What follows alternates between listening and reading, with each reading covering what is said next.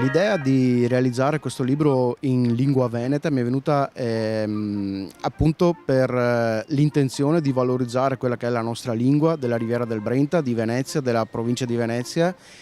E quando l'ho proposto alla casa editrice Helmsworld l'ha accolto con entusiasmo, perché non aveva mai fatto una pubblicazione di questo tipo e questa, se auspichiamo, che sarà il primo episodio di una lunga serie di classici tradotti in lingua veneta.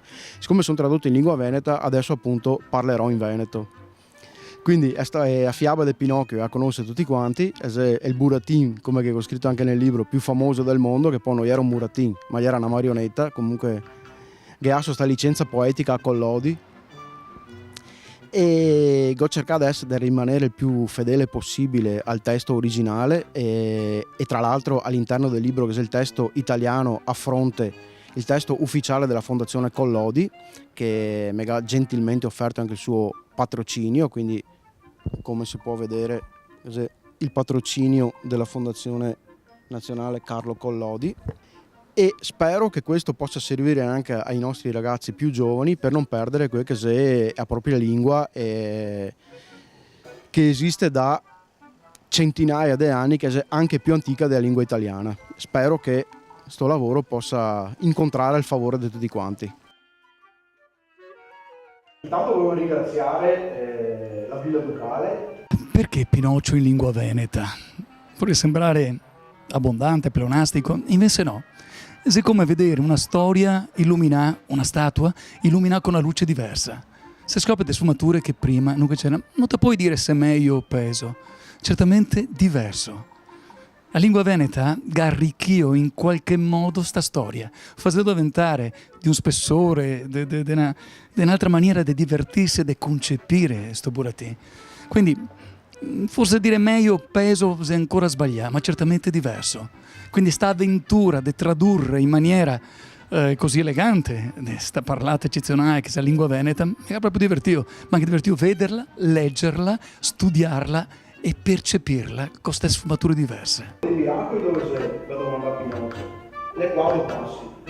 Dito fatto, il attraversare la città e, appena andai fuori dalle mura, si era fermato su un campo solitario che, su per giù, che somigliava a tutti gli altri campi. Devi sentire robe, no?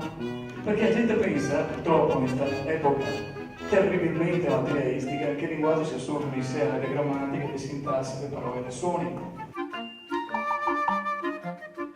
Marco Boscaro l'ho conosciuto nel 2015 quando lui ha scritto il libro relativo al tornado. È stata un evento forte, emozionante, e da quel momento ci siamo sempre sentiti, finché lui mi ha detto: sto traducendo Pinocchio. E mi ha detto: cosa dici? Organizziamo qualcosa a Villa Ducale insieme per presentarlo al pubblico? E io ovviamente ho detto certo che sì, perché è un'occasione per incontrare persone, ma anche per avere la possibilità di leggere un libro che ci ha fatto crescere tutti nella nostra lingua veneta, e quindi era una bella occasione anche per il nostro gruppo Villa Ducale, Fogarin, Trinity House di sponsorizzare, diciamo, questa occasione, questo evento, ed avere un nuovo libro da leggere e da mettere, diciamo, in mostra per i nostri turisti.